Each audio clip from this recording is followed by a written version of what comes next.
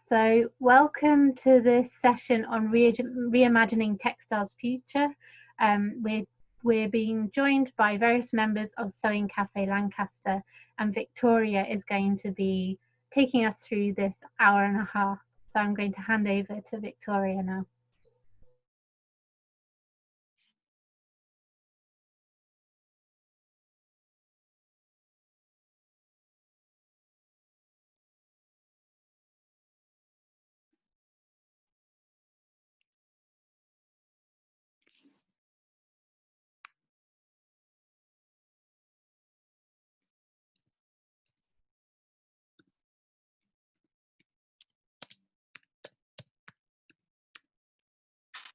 Victoria, you're in mute.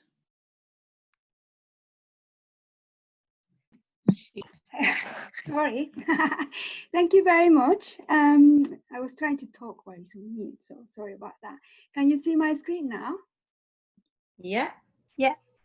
Thank you very much for being here. I can see some people are already doing some sewing and stuff, so welcome everyone. So today we are going to talk about Sewing Cafe Lancaster and how we reimagine the textile future.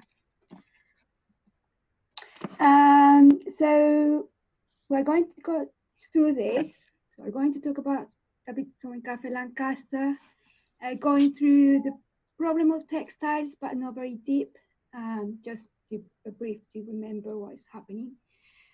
Then we're going to introduce ourselves and talk about Sewing Cafe Lancaster before COVID, Sewing Cafe now, and our sibling project, Sewing Circle for Refugees and Asylum Seekers.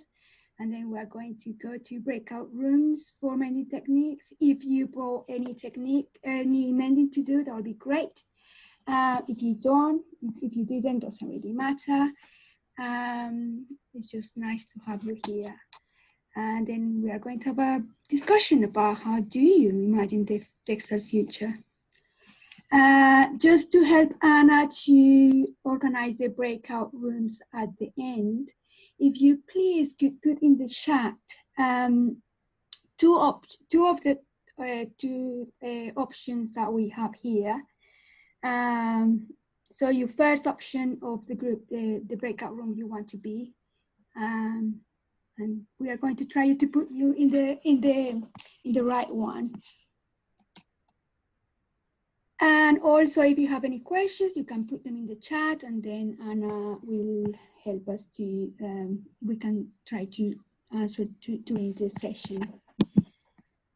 Okay, Sewing Cafe Lancaster is a grassroots project that advocates for ethical textile industry and sustainable textile practices.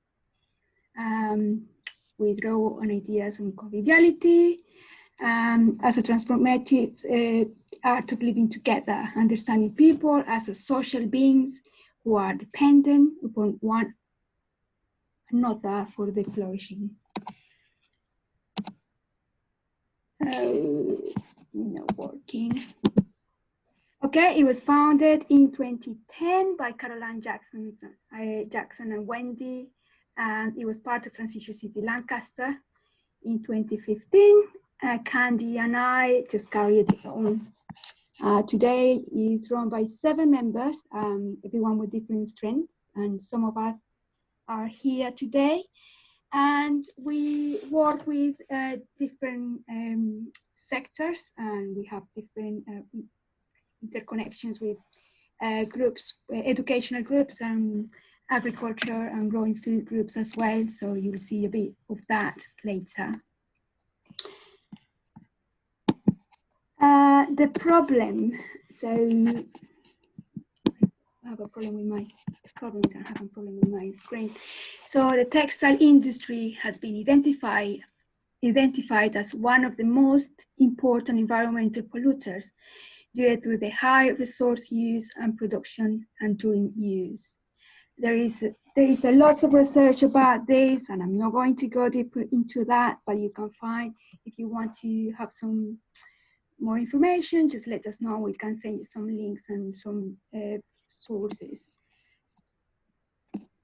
It's also, the textile supply chain is saturated with extreme labor abuses today and historically. We're not going to bombard you with Rana Plaza photos or anything like that. Or, but we all have heard a bit of the problems children have in Uzbekistan, cotton picking, for example, and stuff like that. And all of this happens because we have a fast, linear, and sustainable textile system. So, yeah, growth is a dominant economic model, and then is forcing us to produce more and faster and cheaper. So raw materials are going from the soil to landfill, passing through the in the supply chain, with the aim of making money for shareholders. So this is what is happening today, and any solution that the industry offers ends up with greenwashing, because it's not actually challenging the model, but just trying to appear a bit better and trying to be part of the solution instead of challenging the problem. Just a quick reminder about greenwashing. So it takes, this is a good example, Vignatex. I don't know if you have heard about that new, well, not, it's got a few years now, textile. Is made out of pineapples, and as you can see there, it takes 480 pineapple leaves to produce just 1 square meter of Vignatex. It also contains plastic and petroleum-based agents, which is not only offsets any potential positive eco-friendly impact of using fruit fibers, but also renders the material as not biodegradable. So this is just one example of what the greenwashing we are seeing in the industry. We can send you again if you want to find more information about that. Just ask questions and let us know. We can put some links into the chat as well. The ideal ethical system. So what we think, not only us, but lots of ethical researchers and people aware of the issue, is a system that is slow and circular, that goes with fibers that go from the soil slowly through this supply chain, with consumer care and extended life play a big role, and the materials ended up composting and feeding the soil rather than polluting it. A system where earth and people come before profit. So do we have any questions for now? I'm clear on what I'm saying at the moment. So, Anna, do we have any questions? Not yet, no. Okay, so please feel free to ask. So that was a brief of the problem we have at the moment. So I just want to ask to introduce ourselves. So I think our Sewing Cafe group, and then we are going to be divided into breakout rooms for 5 minutes, and everyone is going to introduce themselves, either about their clothes or the item they have brought to mend. Okay. So I should start then. Now I'm talking. I'm Victoria Frausin, and today I'm wearing a top I bought, can't remember, but in 2008. I didn't know anything about fast fashion by then. I bought it for my mom as a present. It's 100% cotton. It was made, God knows by who, in India, and it's top shop. I didn't know either about cultural appropriation or anything like that, but it looks a lot like it's taken by from one of those Mexican traditional dresses. So as I say, I don't know who made it or the water that was polluted for the dyes. but I am going to wear it until the day I die. So it's a fast fashion item that is going to last me forever. So that's me. I don't know who else wants to introduce, who else from the Sewing Cafe. Hi, I'm Enda O'Regan, and I've been involved with Sewing Cafe for, I don't know, about 4 years now. And I'm wearing a cotton cardigan, which I bought in Next many years ago before I really had any awareness about clothes. But I always like natural fibres. So it is cotton, and it has sat in my wardrobe for maybe 30 years, and I've worn it on and off, but I've kind of redeemed it recently, and I love it. It's like a little blanket now that I put around me. And so I love it. It's something that I've kept, and that's great. But I'm also wearing a top which I made from old sari material. So it's an upcycled top. And one of my friends in Sewing Cafe put me onto this idea of making tops and other pieces of clothing from sari material. So I feel that feels really good, kind of wearing something like that. And the trousers I have on are ones that have been in and out of charity bags over the years, but I never quite got rid of them. And they recently came out after I made this top, and they're made of linen. And so it's nice taking things out of your wardrobe, I think, that you've had there for years, and just appreciating old things rather than going out and buying lots of new. Right. So I don't know, Virginia or Candy? I'll go. Yes. My name is Candy Galarza, and I have been helping, so Victoria and I have been doing Sewing Cafe since 2015. What I'm wearing today is a tunic shirt made out of a man's shirt. Katrina makes them, so it's an upcycled product, and I really, really like it. I have to stand up, sorry. I like it. It's got huge pockets, and then it's very comfortable, and it's of a thick material. And it was my birthday present last year, 2 years ago, I think. Yes, my birthday present from Sewing Cafe to me. So yes, and it's one of my favorite tops, the tunic. Yes. Next one. Hi, I'm Virginia. I've been in Sewing Cafe for about 18 months since I moved to Lancaster. Today I'm wearing a cardigan that I made myself. It's wool and I'm boiling hot. It's really, really too warm. But it has some nettle fibre in it as well, which makes it very, very soft and lovely. It's really very nice to wear. And the skirt, I don't know if you'll be able to see this. I might have to stand on my chair. Whoa, that's bright. It was a tablecloth that a friend gave me. I loved all the bright colours that clashed. And then because I used it as a tablecloth, it got stains. But I managed to salvage enough to make a short straight skirt for myself. So it lives on, always clashing wildly with everything else. And I love it. And I'll probably keep it forever and wear it forever. The sweater, if it goes baggy or I go off it, I'll undo it and make something else out of it. And that's me. Hello, shall I go next?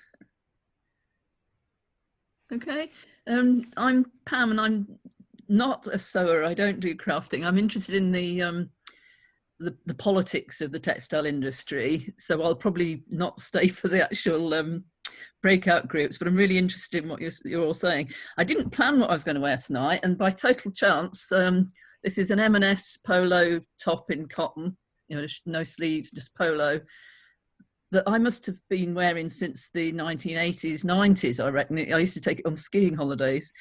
And again, cotton, a sweatshirt that I got from Tesco's when I first moved here. So that was about 20 years ago. So yeah, amongst my clothes, there are some sort of things that just go on and on and on, or must be, you know, really well made, even though they weren't expensive. And I like cotton because it's, you know, for all the obvious reasons.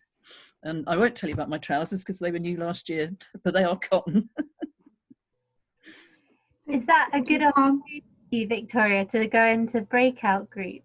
I think it's only Katrina to go, and then we can go to the breakout. Okay, great.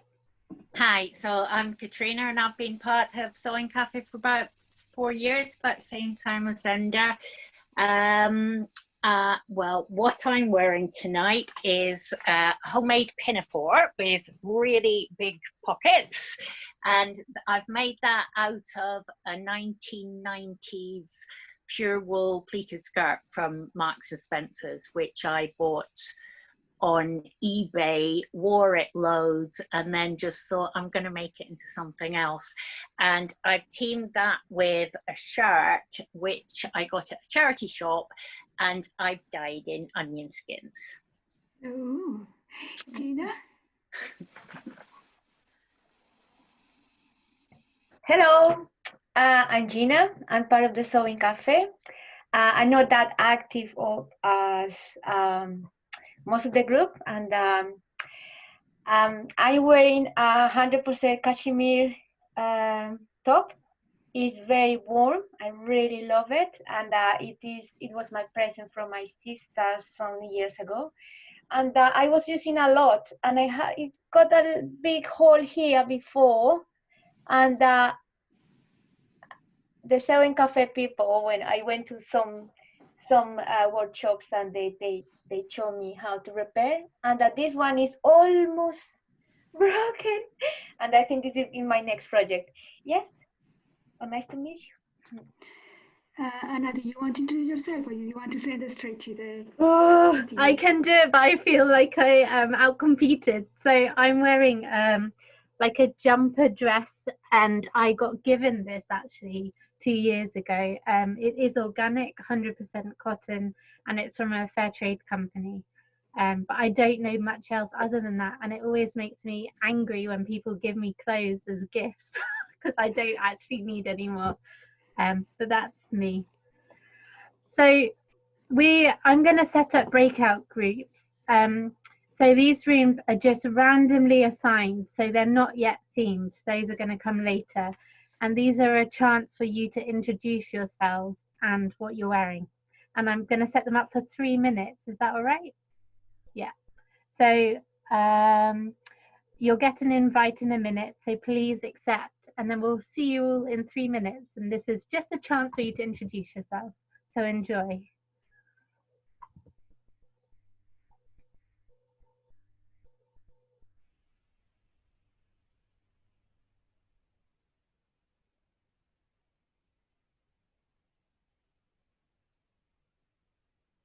Hi, Ethical Consumer Team. I just want to say, Enda, I love you. You're such an inspiration. Thank you so much. We didn't spend enough time talking, but thank you so much for being such an inspiration to us all. We love you, Enda, as well. I think I was talking to Sean, and we were agreeing on the kind of point that, you know, if you buy like really high quality items, it usually does work out that they last loads and loads longer. You know, and that is one strategy that's a good one to use when buying. Yeah, Buy good long. That's a good tip. I'm going to share my screen again, and then so I'll pass it to our lovely Enda. Okay, can everybody hear me? I hope so. Yeah. So before COVID, we obviously had a lot of different activities on the go, including for the last few years, Sewing Cafe Lancaster was involved in Fashion Revolution Week, and one of the things that we ran in 2018 was a panel of people, and again, it's all about the ethos of sustainability, and the people were from different areas of discipline, where they would talk, we discussed behavior, our behavior around fashion, manufacture, and the manufacture of clothes and the impact on the environment and on people. And we had people like Professor Imogen Taylor, who was a sociologist, the head of sociology department. We had Professor Alan Rice from UCLan, who is a professor of American studies, and he led slavery tours linking Lancaster's history with slavery and the cotton industry. Sarah Colbert is a craftivist. She was on the panel. Anna Scudbo, founder of the cross-genre clothing brand Fanatique, sorry. Dr. Amy Benstead, lecturer in fashion management. Zephyrine Barberchild, who was a local activist, and Victoria Frozen, who you've already heard from Sewing Cafe Lancaster. And Fashion Revolution Week is something that came from Rana Plaza, which I won't go on but it's an international event. And we had the History of Slavery tour, linking the cotton industry with slavery in Lancaster. And we also had films which were to raise awareness and to provide information for people about the process of manufacture of clothing. And we also had clothes swaps. And again, with the clothes swaps, you looked at where do your clothes come from? Who made them? And what are they made up from? And what is the impact of this on the environment and people? And moving on from that, the other thing we had regularly, twice a month, we had mending socials, which would be drop-ins for people to come in and mend, make, alter things, and really just people to share skills and ideas about all of these things. And the basic sewing materials and sewing machines would be provided. And we had these in central places in Lancaster. And we also ran repair cafes. One of them we ran at the university, and you could see a picture of that there on your screen up on the top left-hand corner as you look at it. So successful, really buzzy, and with young people coming with all sorts of different things to mend or get advice about upcycling something or altering. And they were just great convivial kind of sharing of ideas and skills. And also Recenter in Lancaster, we were part of their repair cafes as well. And that was with other people who were mending computers and bikes. So that felt really, really good to be part of all of that. And we also ran roundtable discussions. And we only had a chance to run one or two of these before lockdown. But how they were run was, for example, one on greenwashing, which Victoria mentioned earlier. Somebody would present the discussion, bringing facts and information about greenwashing. And then the group, which would have varying degrees of kind of understanding, knowledge and awareness really about all of that. And so you learned a lot from it. And we also discussed ways of maybe going away and doing things better and being more aware ourselves in how we bought things or how we use the clothing that we have. And so they were really, that was really useful. We had one on microfibers, which was again, bringing information and facts, and then discussing the impact of microfibers, which are found, they are tiny little plastic fibers that are found in synthetic clothing. And with all the washing we do and in the manufacture, they go back into the environment in a way that damages so much. And in our oceans, you'll have heard an awful lot about plastic microfiber in our oceans. So again, people sharing expertise and skills, and that is what these discussions were about.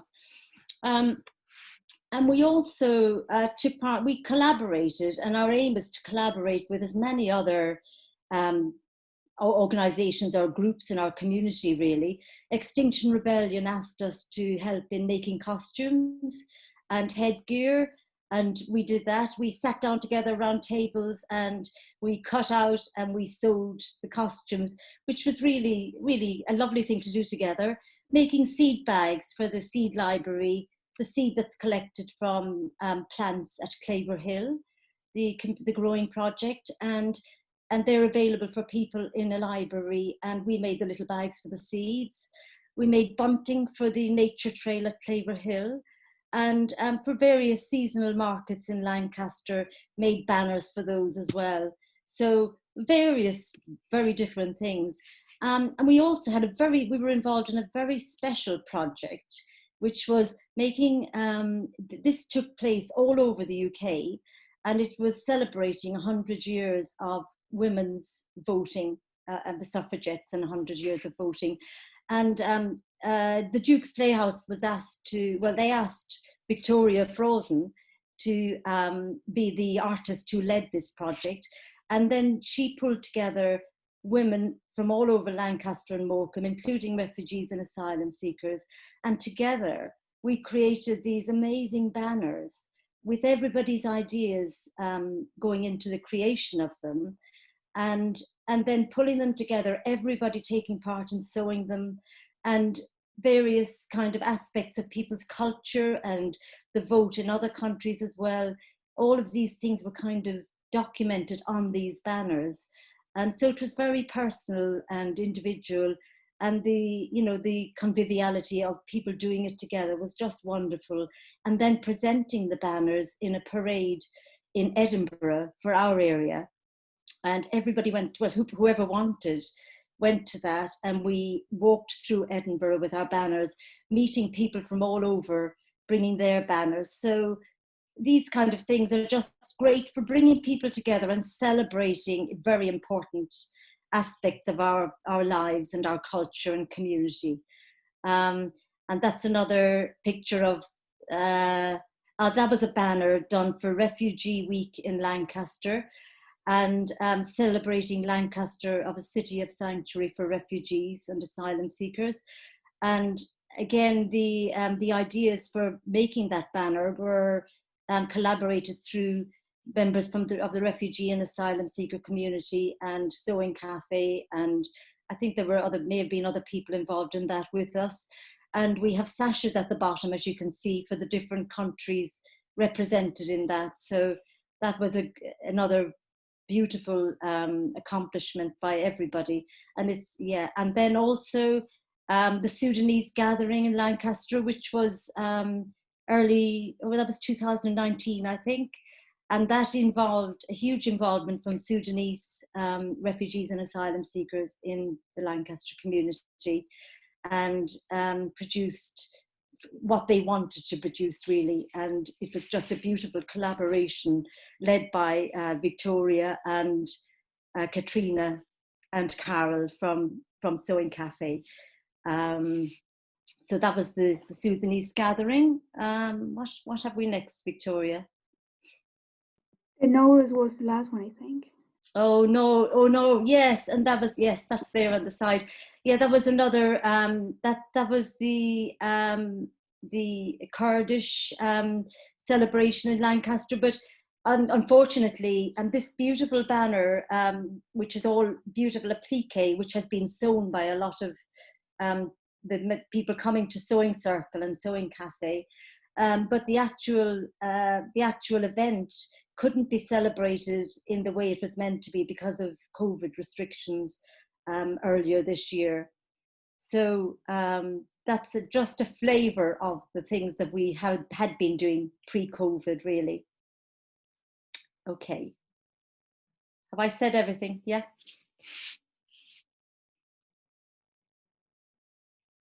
Right. Okay, Andy? it's my turn now, yes. So also before COVID, we used to have workshops, usually in a monthly basis.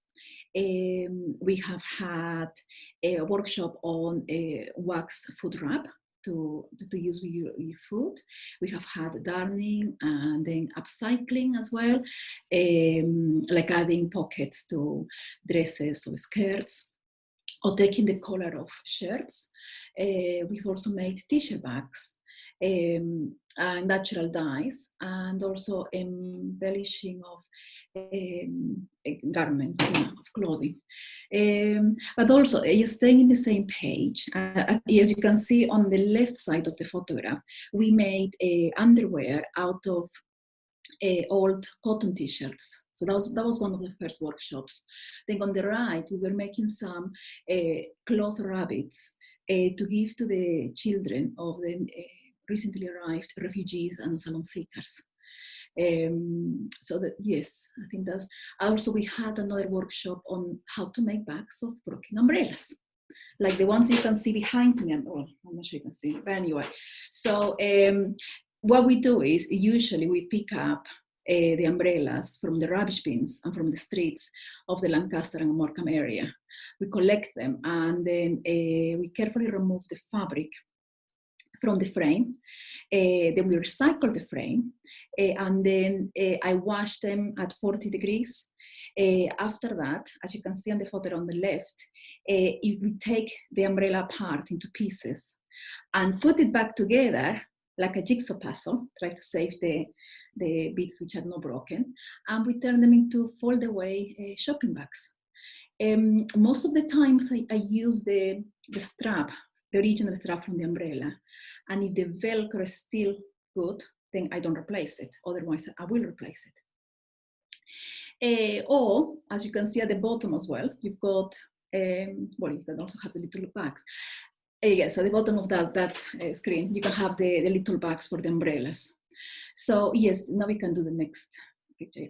So we also make products. As you can see on the left, that's the latest production of umbrella bags that I have made in summer. So on the right, you have got the banner bags. And the banner bags are actually quite interesting. They are made by Katrina. When the Lancaster Museum was going through renovation, they were using banners to cover the building work. So when they finished, they gave it to us. And you can imagine it's a very strong material. So Katrina, very carefully, she washed it all and she put it together. That's one of the biggest bags. But then you can have them in different sizes as well. And they're beautiful and they're strong. And the banners had a picture of different scenes of Lancaster and the surrounding areas. So you can actually, each bag will have something with the shop of Lancaster or the areas around there. Yes, so that's two of our products. In the next slide, also we have made vegetable bags to replace the plastic bags that usually we use for loose vegetables and fruits in the supermarkets. So we made them compostable because we try as much as we can to make products which are compostable. And we are focused mainly on recycling and upcycling, using the material, like in the case of the umbrella bags, it's such a strong material, or the tunic shirts as well. On the left-hand side, you have one example of the label that we usually put on our products, which explains what we have done to make the product. And then it also gives you advice of what to do when you no longer need it, whether it is to pass it to a friend or to put in your compost bin. And in the middle, we have got a sample that Victoria made on reusable sanitary pads. And we just made things that she found at home. She didn't have to buy anything new for that one. And on the right-hand side, then you have got the wipes made out of intercepted cotton. And the same thing, at the end of its life, it can go into the compost bin. In this slide, on the left-hand side, this is one of my favorite ones as well. They are reusable makeup pads, and they have been made out of an old blanket of mine, which was cotton, and it's Peruvian cotton, come from Peru. So I took it apart, and then some ladies started knitting these makeup pads. In the middle photograph, you have the cutlery set. The cotton was, sorry, intercepted cotton, and the cutlery came from the charity shops. And on the right-hand side, also you can see the waxed foot wrap, and also made with intercepted cotton. And we make them in either vegan, which is soya wax, and a bee wax. Another product we have also produced is these kits so people can make their own wax food wrap. And they have been very popular as well. And you can have them in vegan and beeswax. And the last product we've got on display is the work belt, which is made out of a pair of old jeans. And you can use it to put your tools when you're doing gardening or DIY.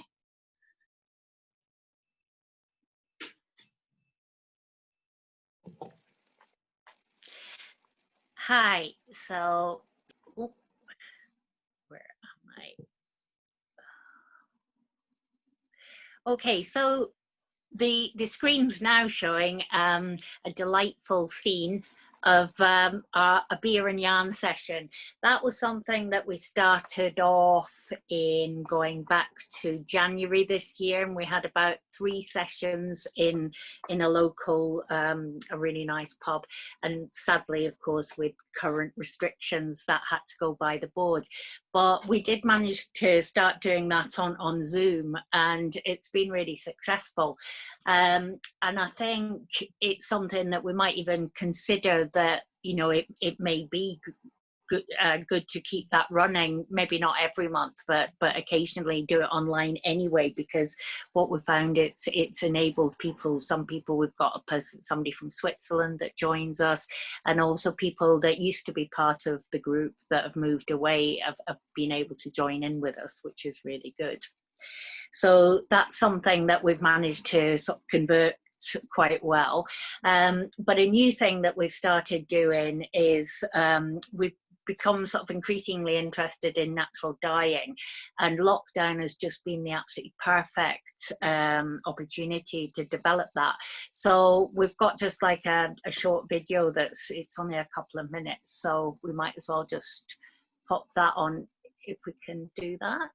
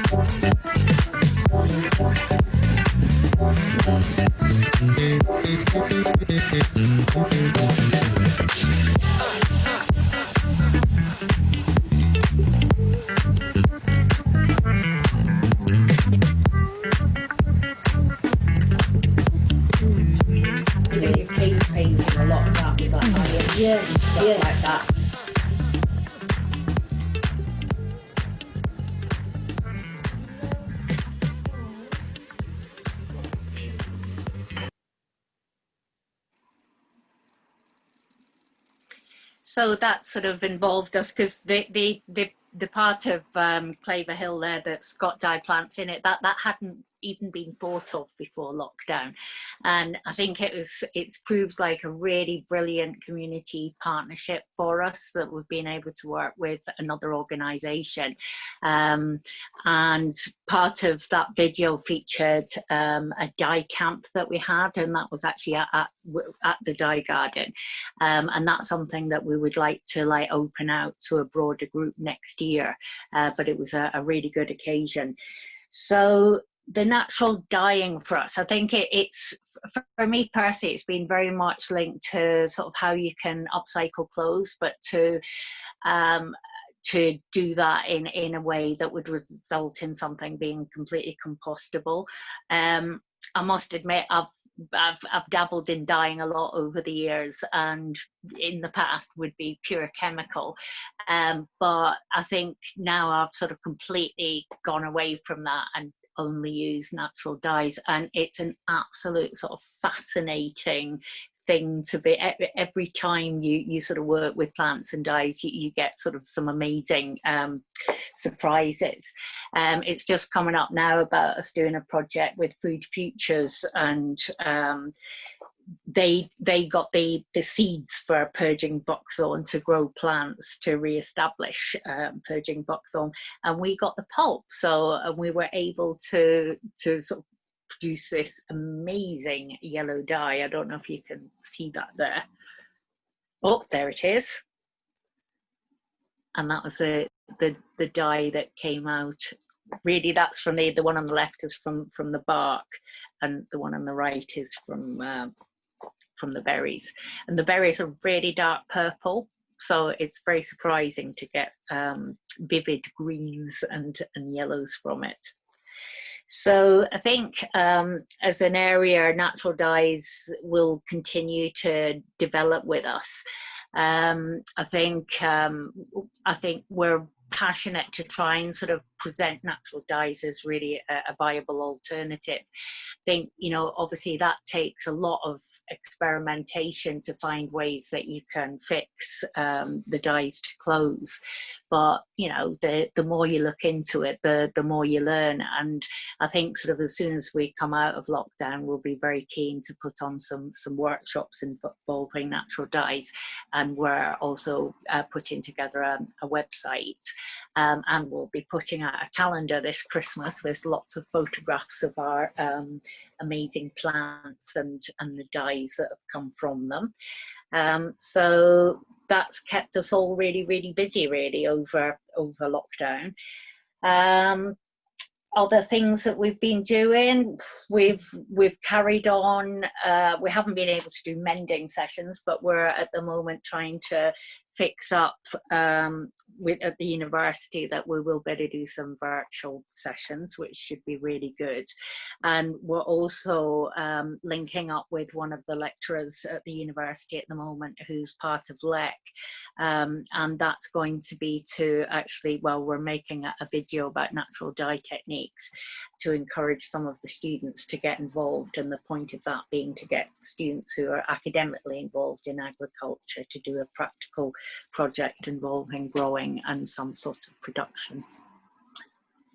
So I think that is fairly up. And Anna's going to talk about the Sew&Sow libraries.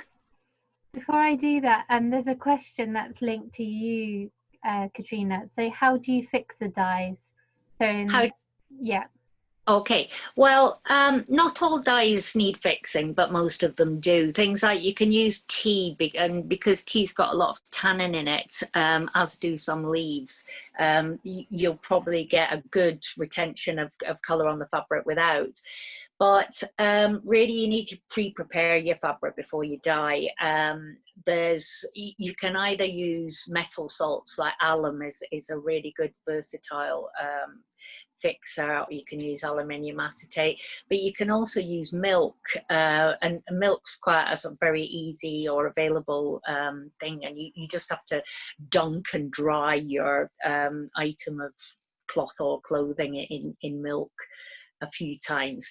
And thinking of that question, it makes me really motivated to get our website together, because we'll have all the information on there for you.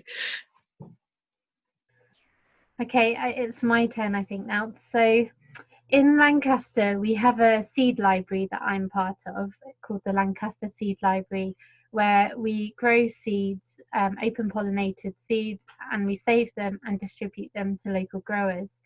And one way we do that is by having this little library that lives in the central Lancaster library, and anyone can come and borrow seeds, take them, grow them, save some, and then bring some seeds back to swap. And at the start of this year, the Sewing Cafe were talking to us about doing something similar and using our little library in the Lancaster Central Library to also share sewing supplies and tools. And then lockdown happened, and in many ways, this project that came out, the Sew&Sow free libraries, shows just how community projects can adapt and be responsive to changing circumstances. So I just think it's a beautiful example of showing how community groups can build resilience.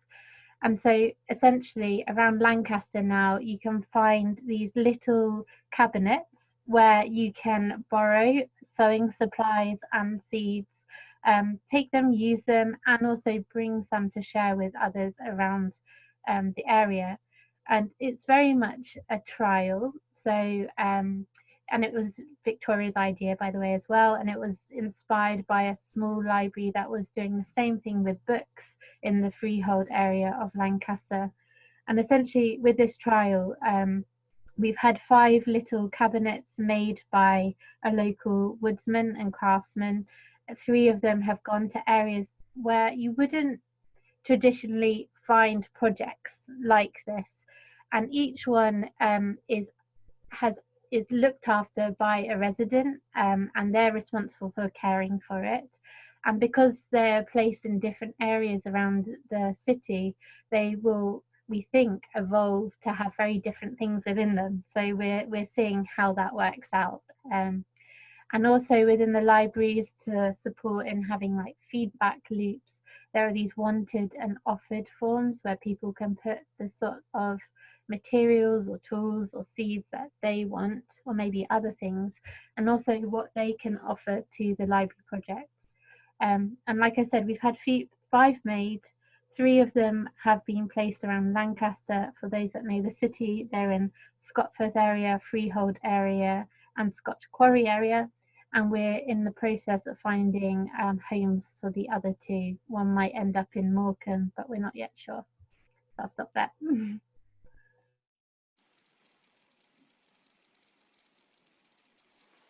All right, so I'm going to talk about Sewing Circle for refugees and asylum seekers that we operate usually once a week.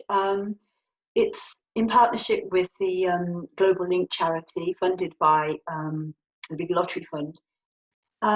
We offer basic techniques if people need them: buttons, zips, pockets, sewing machine use, cutting out.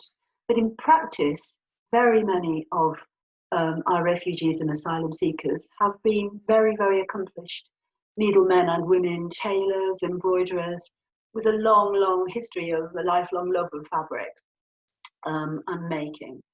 And during the session, people can bring a project. If they've got something they want to do and they want to use the machines, they can do that. We frequently all work together. Enda was telling us about the banners, etc. And it's an absolute joy to sit around a table sewing with people from all over the world, just chatting and working together. We've done quite a lot of banners for groups and festivals, etc. And there's the bags, aprons, and masks as well nowadays, of course, post the lockdown. The most recent session that I attended, we all worked together on a batch of masks, which were then forwarded to a refugee camp in Greece. And again, that was a lovely experience to be able to do that. Once a month, the venue changes and the format changes. You can see the slide that's up there now. And we operate clothes and household linen distribution, again, free for refugees and asylum seekers who have arrived with very little or nothing, and can come and get soft furnishings and clothing, etc. Again, that's been quite problematic because of COVID regulations. That's Carmen, who's one of our wonderful people who just loves sewing and has made fabulous masks. Do you want to play that video, Victoria?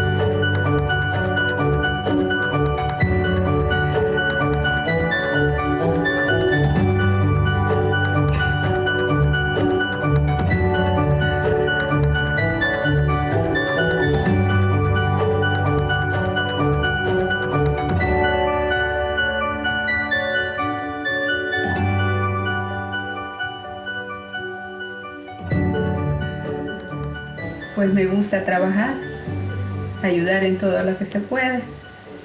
Y pues les aconsejo que siempre hay que ocupar todo el tiempo que uno pueda, pues para hacer cosas que te gusten, para ayudar a otras personas y pues saber ocupar el tiempo para no estar pensando en cosas tristes ni en cosas malas, sino que para tener oportunidades de salir adelante siempre.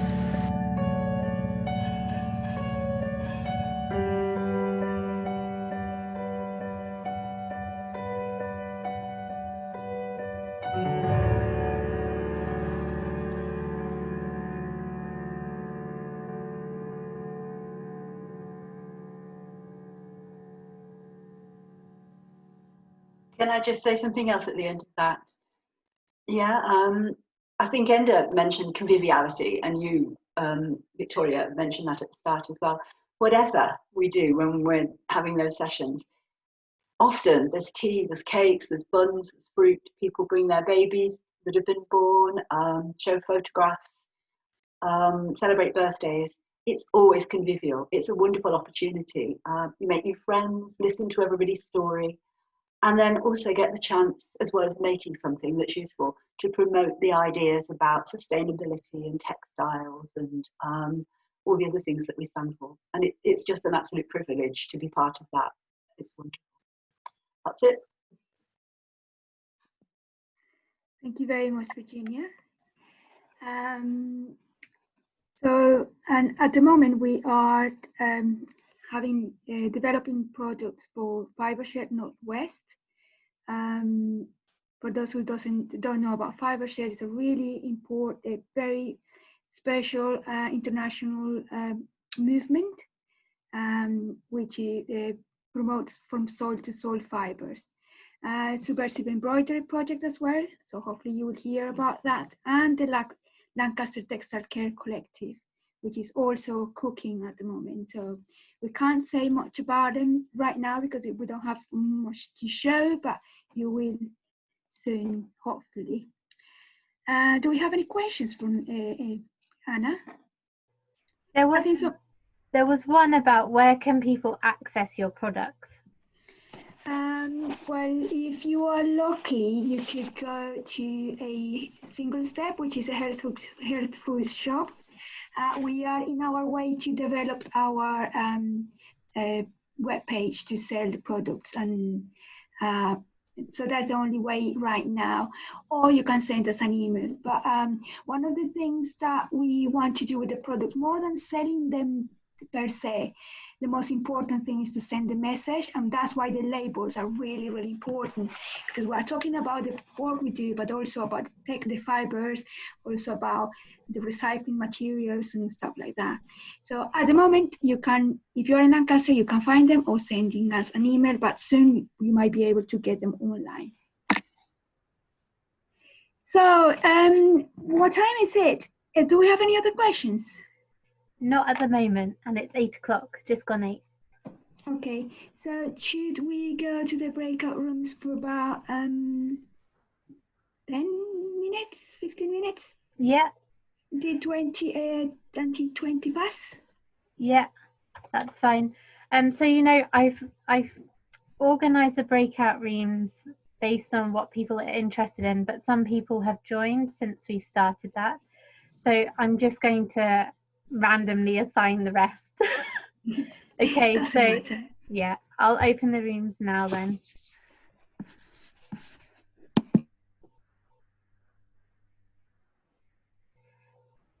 Bye.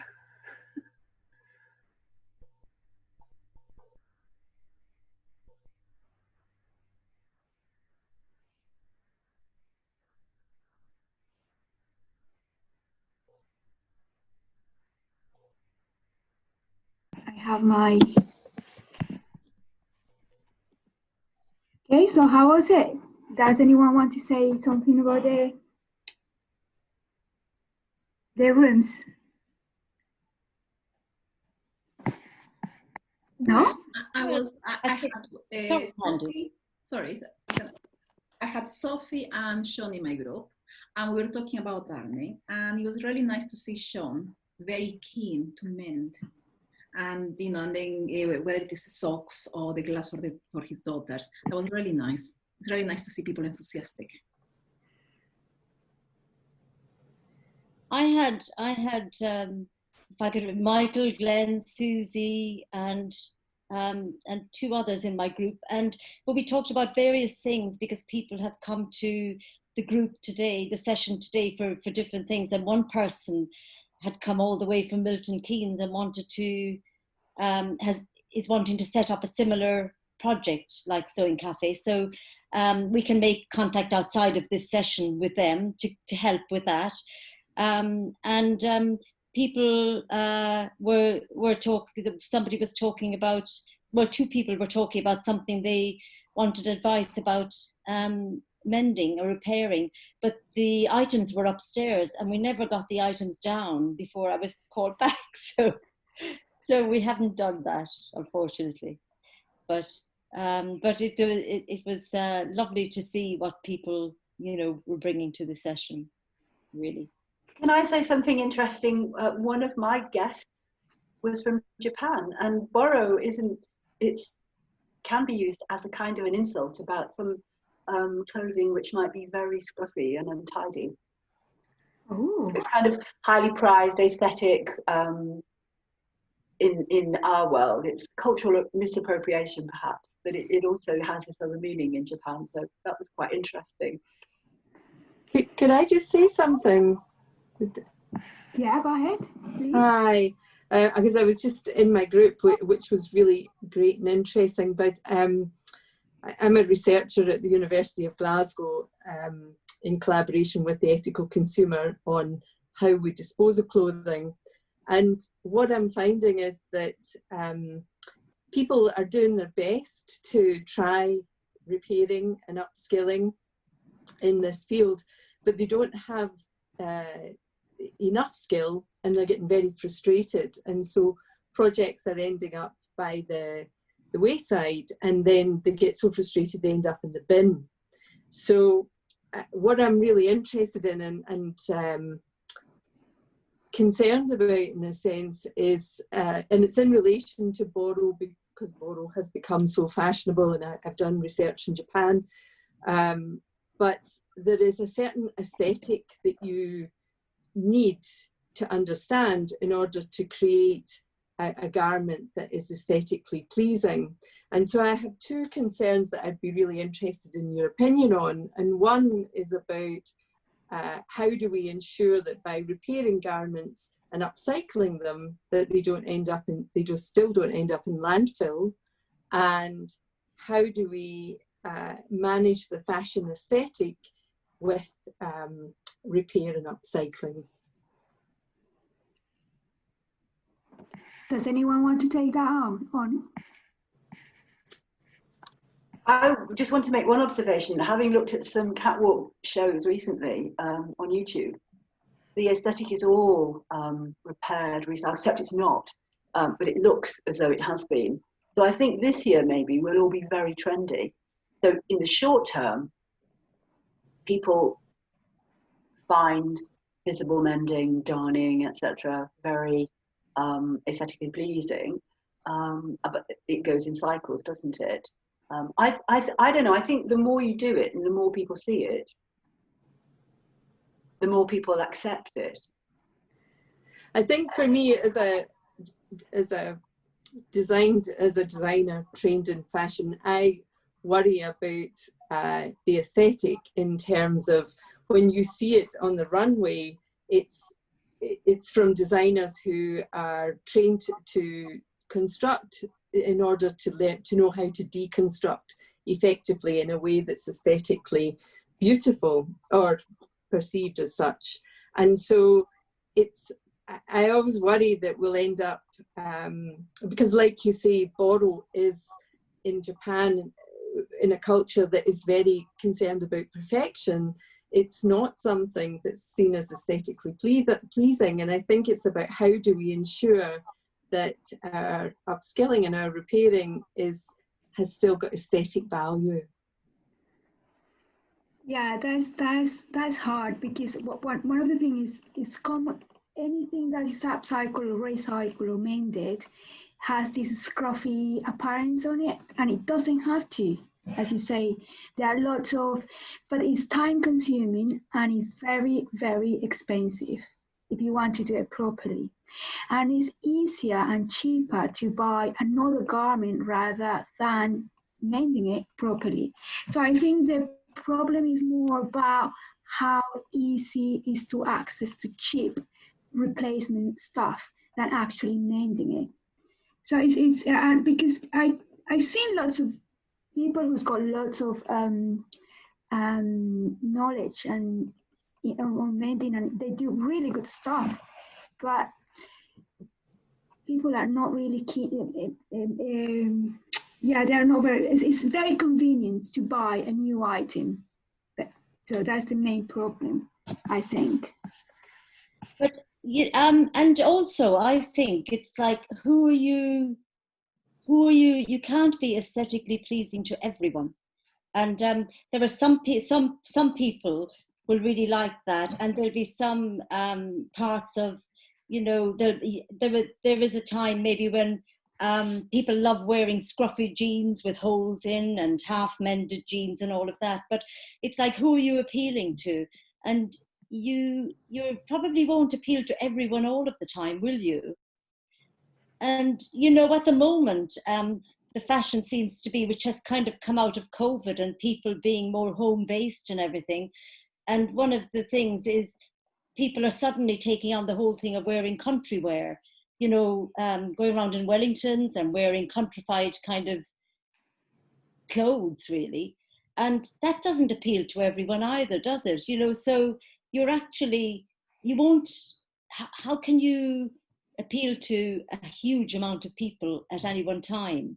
I think what I'm sort of trying to get at is the quality. Can I raise something from the chat that's linked into this discussion, just to bring other voices in as well?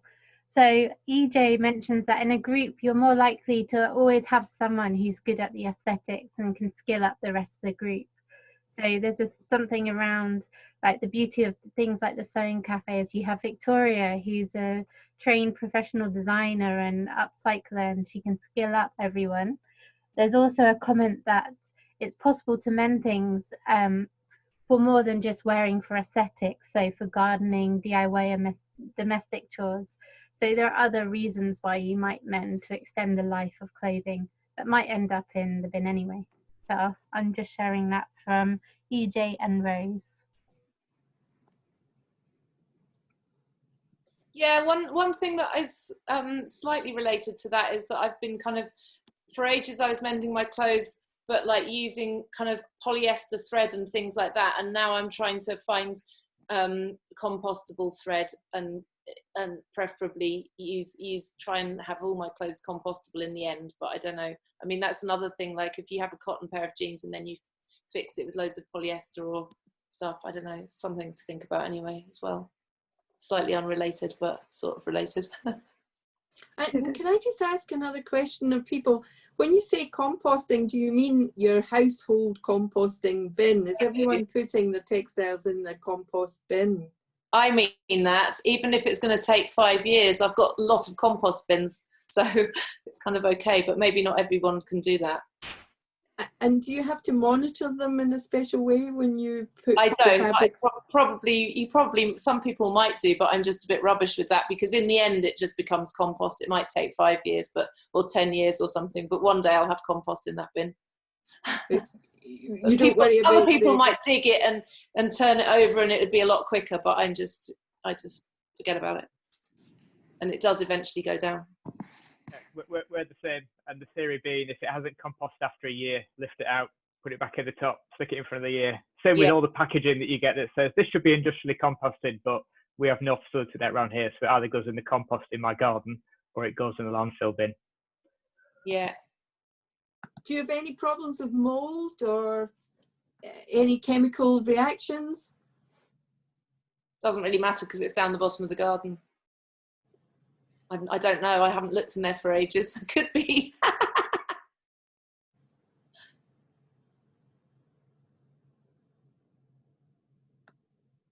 Thank you. Yeah, Victoria, you're looking at composting fabrics as well, aren't you? We are trying to do a partnership. Well, we are talking about it. So with the Food Futures group in Lancaster, we are trying to find different ways to compost textiles in a bigger scale. The problem, my biggest concern is that it will give a social license for people to waste more. So if we have the solution of composting fabrics, it's like recycling anything else. It's just like a social license for people to waste more. So we need to be very, very clear with that message, because yes, we need to mend. Yes, we need to reuse. Yes, we need to compost, but mainly we need to stop consuming the way we are doing it right now. Because if we don't close the tap, there is no point. There is no point. I am from Colombia, and I coming from a very small town, and there's an amazing river crossing the town in different places. And despite of the fact that it was completely dirty and smelly, it looked absolutely beautiful. And people went there and cleaned it every month or two, and that was the initiatives for the government. I was like, I am not going to go there to clean the river, because people won't understand that. That would be a license for them to keep throwing more trash because somebody else is going to clean for them. The same applies for this. We need to be very, very clear, because otherwise it wouldn't make any sense. So I think Katrina was trying to say something. Yeah, I was just kind of a little bit from before about what Lynn was saying about, you know, will projects just get cast aside? And I think there always is that danger if something like visible mending becomes really, really fashionable, or it's all like top YouTube hits or something. But I think from our point of view, it's about trying to pass those skills on to sort of really help people to have successful projects, really, because I think now, you know, we've really got like a lot of people who, you know, perhaps, I don't know, in their mid-30s, late 30s, who perhaps didn't even get any sewing at school. You know, it's been sort of off the curriculum for a long time. And I think more that we can skill up people, then it helps to make their projects successful. I'm in that bracket. I was teaching my sewing teacher how to sew because my mum had taught me, but like we were doing sewing projects and I was like, well, I've just made a dress and you want me to sew an apron? Whatever. Very good.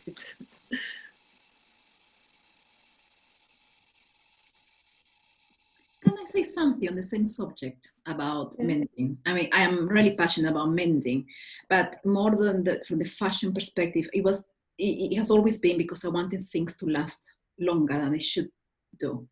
Okay, and in my case, I was saying to Sean earlier, I choose whether a mending is done visible or invisible. Like I've got this pair of tights here, and I reinforce the toes in here. One I have chosen to be shown, and the other one doesn't show because I've used the same color. And I like that because in the time when we used to go and visit people, I would take off my shoes and people would see that.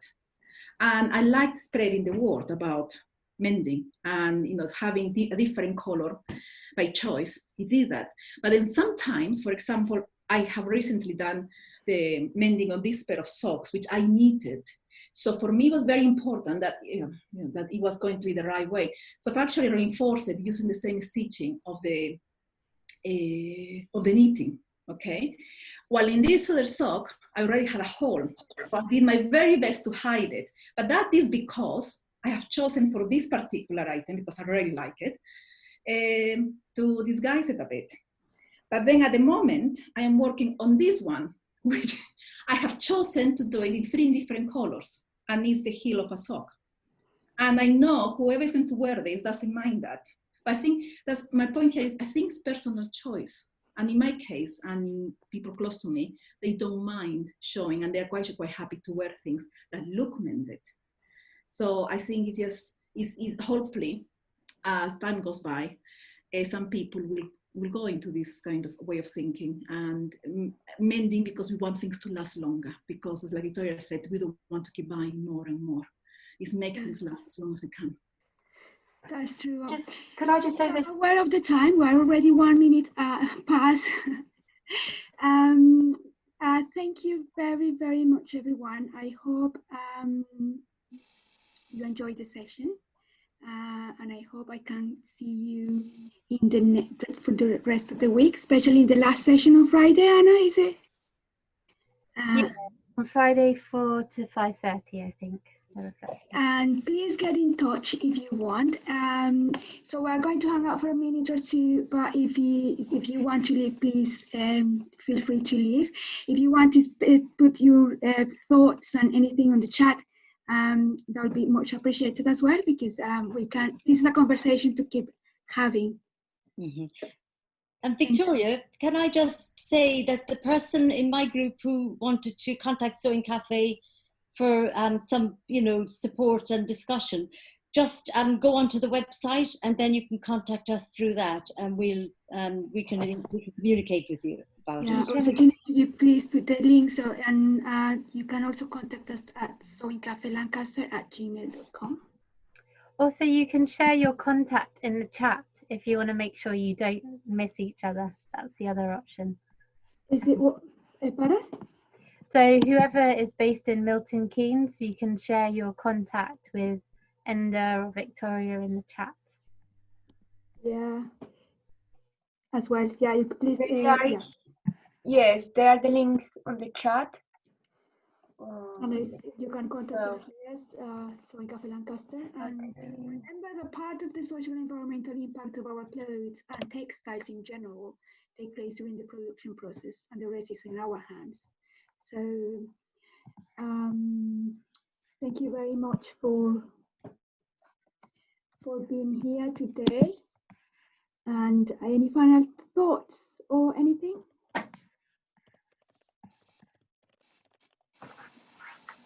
Victoria, are there any events coming up that you're running online that people can join? Yes, next one is Beer on Yarn, which is on the 2nd of Monday of the month. Which, Katrina, do you have the date? I forgot to. So if you want to. 9th. On the 9th of November, from 8 p.m. Depends how do we feel. It's basically more or less like we did today. In the breakout rooms, we just talk about whatever and meet or sew or just chat. And we usually have a beer or wine or something with us, but if you don't want to drink, it's fine as well.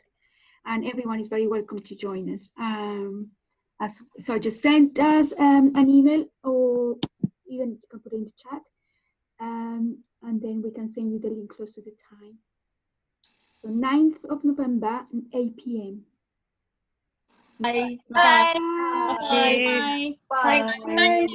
Thank you. Thank you. Thank you.